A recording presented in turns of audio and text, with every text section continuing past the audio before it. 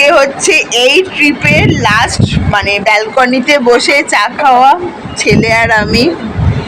মানে এরপর আর কয়েক ঘন্টা পরেই আমাদের ফিরে যাওয়া। খুব মন খারাপ লাগছে, আর ততোধিক সুন্দর হয়ে গেছে ওয়েদার, মানে বলার কথা না। মানে আমার তো কান্না পেয়ে যাচ্ছে যে আমাকে চলে যেতে হবে। আর কিছুক্ষণের মধ্যেই আমরা ব্যাগ গোছাবো, আমাদের রাত্রিবেলা ট্রেন, কিন্তু ব্যাগটা গুছিয়ে রেডি হব। আজকে মানে ইন্টারভিউর ব্যাপারে বলেছো? আজকে খুব ভালো একটা ব্যাপার হয়েছে, এসে গেছে সবাই অলরেডি। তোমরা চ্যানেলে দেখতে পাবে ইন্টারভিউ আজকে। পডকাস্ট, হ্যাঁ, যেটা আমাদের 60,000 ভিউয়ারশিপ কমপ্লিট হওয়ার জন্য প্রথম চ্যানেল থেকে প্রকাশ পেয়েছে, আর 500 ফলোয়ার কমপ্লিট করার জন্য আজকের দিনে প্রকাশ পেয়েছে। আর পডকাস্টটা হলো পুরীর গম্ভীরা মন্দির, যেখানে মহাপ্রভুর অনেক ইতিহাস লুকিয়ে রয়েছে। যারা জানো তো নিশ্চয়ই জানো, আর যারা এখনো জানো না তাদের জন্য আজকে আমার এই ছোট্ট প্রয়াস। অবশ্যই তোমরা চ্যানেলটা ভিজিট করো আর দেখো।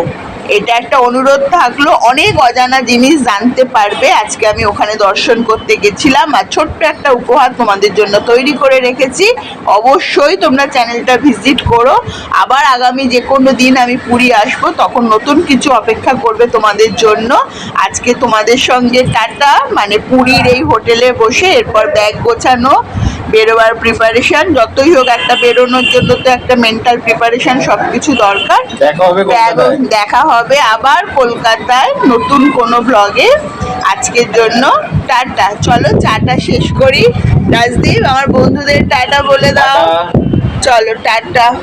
আর একবার আমি একটু ব্যাক ক্যামেরায় তোমাদের এটা দেখাচ্ছি। সমুদ্র দেখো, মানে প্রচন্ড সুন্দর।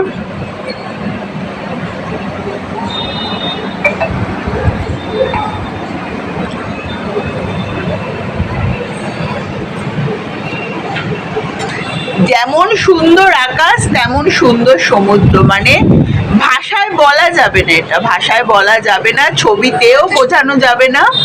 এটা অনুভবের একটা পুরো ব্যাপার, কি বলবো আর, আমি নিজেই অনুভব করছি। ঠিক ঠিক।